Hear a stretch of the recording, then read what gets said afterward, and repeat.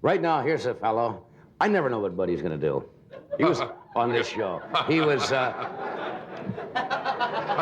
like a middle-aged elf. I told you I didn't know what he was going to do. The best of Buddy Hackett. Would you? Anytime he shows up, it's a great treat. Would you welcome Buddy Hackett?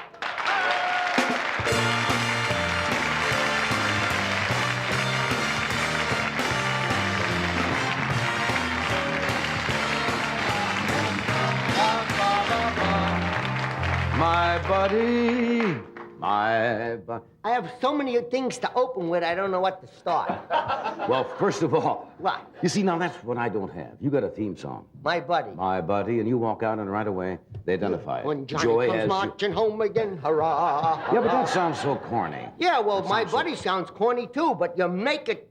You walk out with your heart beating, with that look of determination, with, I'll lick you yet, Fairfax Avenue! And you've got that going for you, right there, right from the heart. Did you ever hear Ed Wynn's definition of Fairfax Avenue, how you find Fairfax Avenue? Oh, CBS Television City once. What? He said, Ed Wynn, years ago, said, CBS Television City is Fairfax and Beverly Boulevard, right? Yeah. And Ed Wynn used to say, he says, you walk down the Fairfax Avenue, and the first window you come to without a tongue in it is CBS Television City. You know, have to know that it's the Jewish section. Fairfax Avenue is a Jewish section, right? And there's a guy walking down Fairfax Avenue one time. He's wearing them high cowboy boots and tight Levi's, just stretched tight as anything across his butt. And a big damn belt buckle on there, say he won the damn rodeo. Striped shirt, silver buckles on the collar, big 10-gallon hat, and said to the little Jewish man, he says, what part of section of this country is this? The guy looked up and said to him, Marlboro country, it's not. Marlboro country. You were talking about William Demarest. Yeah. I have a story with dirty words in it to tell about him. You can't do that. I can't, but instead of the dirty words, I could just say blank, blank. And everyone could fill in their own dirty words. Can I tell that story? Sure, go Well, ahead. You better say yeah, John, or so help me, you're gonna get one. That's a whole new approach. As far as I'm concerned, I'm game. All right, look at this now. William Demarest, now this is not my story, but I think Ed Wynn might have told it to me. Right. Margie Hart, you know, she was a stripper years ago, but I met her when she was an actress. And she was doing Light Up the Sky in Pittsburgh in 1949 with Lynn Barry and Sam Levine. I was working a little gambling joint, first showing on midnight, second show 2:30 a.m., third show 4 o'clock in the morning. Fourth show was me in a car driving back to Brooklyn broke. You better laugh it up. I love you, folks. You're all hot. William Demarest was booked for 2 years, 104 weeks, with a package. Sun time, Kemp time, whatever they had. Keith Circuit, I don't know. I wasn't around in the vaudeville days. I'm only 50. You're not 50 yet. Who's not 50? You're not 50 years old. I was 50 years old 2 years from now. Now, come on, Hank. I'll You're be the 40 same age I am. No, I'm a year older than you. You 47? Yeah. I'm 48. I'll be 49 in August. And if I get to another August after that, I'll be 50. Yeah. So for 2 months, you make me a liar. I'm sorry. Does that bother you? You're going to be 50 years old? What do I care? Okay. I hope I wake up someplace I know, that's all. I'd like to say to somebody, hey, I'm 50. I wouldn't like an answer. Who are you? Okay, go ahead. I'm sorry to interrupt. No, you didn't interrupt. You said I told a story about a cemetery. Yes, I heard You want to that. hear it? No. How about another one? No, now, come on. How do you know I didn't tell the routine about the cemetery plot? I know what you did. I heard. Somebody told me, and I know that story. Right. I was living in Fort Lee, New Jersey. And my wife says to me, we got to join the temple. So I said, why? And she said, so the children will know they're Jews. I said, they know they're Jews. They got heartburn all the time. Look, he's laughing like he knows what I'm talking about. You are the Christian of all time. I know from heartburn. You do? Certainly. Do Christians get heartburn? Certainly. Well, don't eat in our restaurant. Your mother used to make something. It's because of the system. My mother made a dish, cholent. You know what cholent is? Cholent, you get cheap cuts of meat, see? And you could use expensive meat, too. Yeah. But if you got good meat, you don't have to make cholent out of it. You could eat it regular. Cheap cuts of meat with brusfat. You know what that is? Suet. Suet. Yeah. Your folks call it suet. Suet. Brusfat with cheap meat with chickpeas, garbanzo beans. Or we call them arbus or nahit and geflochtene bulbus. What's that? You thought that was blank blank. Yeah. It ain't. That's mashed potatoes. Okay. But you put potatoes in there, not geflochtene, just bulbus. You cut up the potatoes and put them in there, and it cooks 24 hours. Well, you get a heartburn from that, boy. If you eat that in October, you can go a whole winter without an overcoat. I mean, you got heat. You got heat.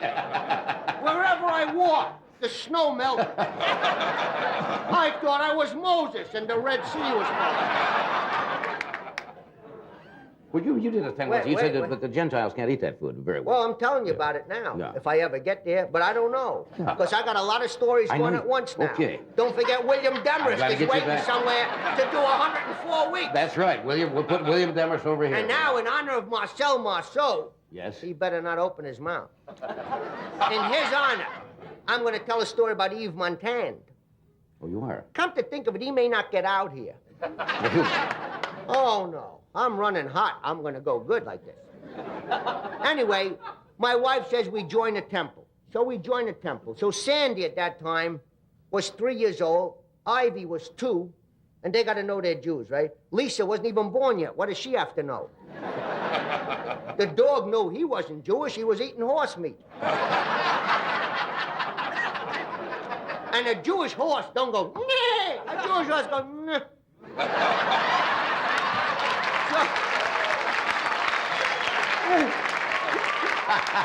You're hot tonight. All right, Oh, you're hot I'm tonight. gonna be hot. You're hot tonight. When you come in half dead from Chicago, I know I got to do something. I know, you John, said you gotta because be all you're going to ask me is, how do you feel?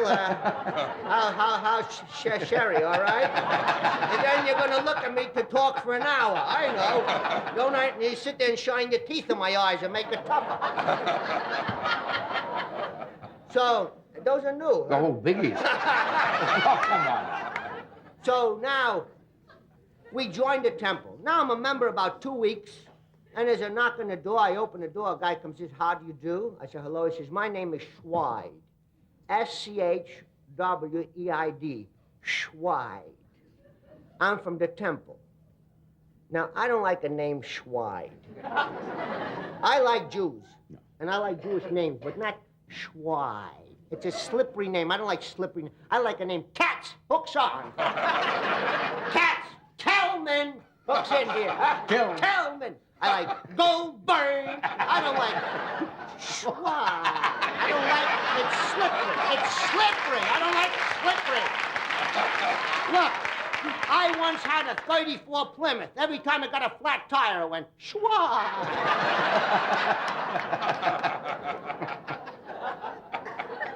So he says, I'm from the temple. I said, welcome, but I didn't mean it. See? He said, I'm from the cemetery committee. I said, I think you got the wrong house. I'm 34, my wife is 23. I got one kid 3, one kid 2, and the other one ain't born yet. I got a dog, he's 5. You want to take him? Take him. I don't care. Bury him where he is. He digs his own holes wherever he goes anyway. I don't even know he's alive, except I slip on something in the carpet in the morning.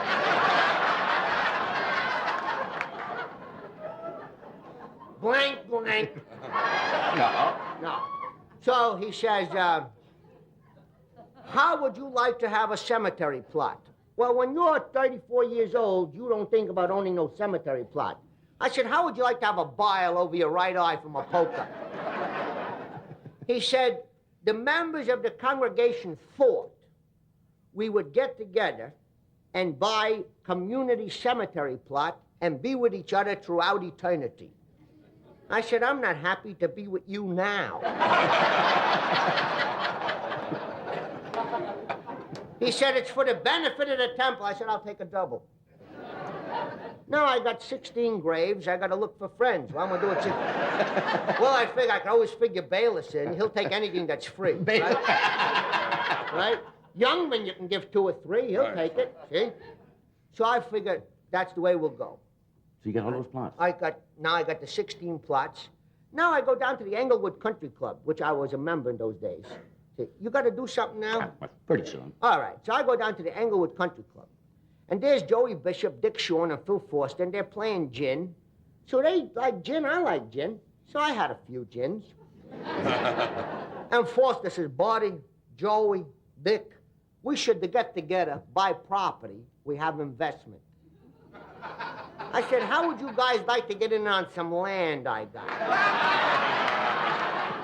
So they said, terrific. I said, come on, I'll show you. I get him in a car, I drive him to Cedar Grove Cemetery in Paramus. I said, there it is. I think it's a big laugh. Them comedians, them dim-dum. They don't laugh at no other comedian, you know? They don't laugh. They say, look at me. Forster says, Buddy, I think you blew your money. You bought in a dead neighborhood. Joey laughed like this. And now I go to the cemetery. I knock on the door of the office. The door opens. I say to the guy, I'd like to see cemetery plot number 130 to 115 inclusive. He says, who is the deceased? I said, nobody died, and Joey's smiling. I said, what's so funny, Joe? He says, nothing. With my normal expression, he's liable to grab me.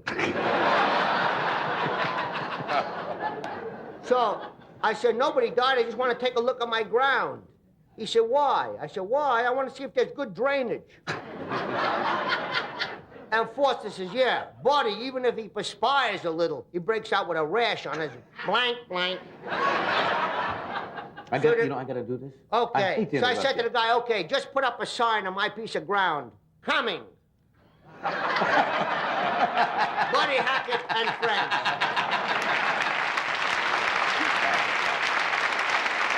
Here's Edward from History Making News from Detroit. We have just a minute before we have to... 1 minute joke. Before we have to break away. Okay. There's a group from England. They're traveling through the back country of Australia. And they see a pack of dingoes, wild dogs, running with them as a little boy, maybe 8 years old, growling, barking, eating raw kangaroo meat. And they take him, and it takes him about, he's maybe 7 or 8 years old, takes him back to England, he bites them, he rips, he tears, takes him a year to communicate, and then they get him started in school, and in a year and a half, he finishes 8 grades of grade school. And then he goes on to high school, and in high school, he specializes in physics and higher mathematics, and finishes high school in 2.5 years and goes to Oxford, and it takes him the full 4 years to do Oxford. And he goes on for a master's, and the foremost authority on space and quantum and physics, and would have been the world's greatest authority today if he hadn't been killed in the streets of London, chasing a car trying to bite the tire.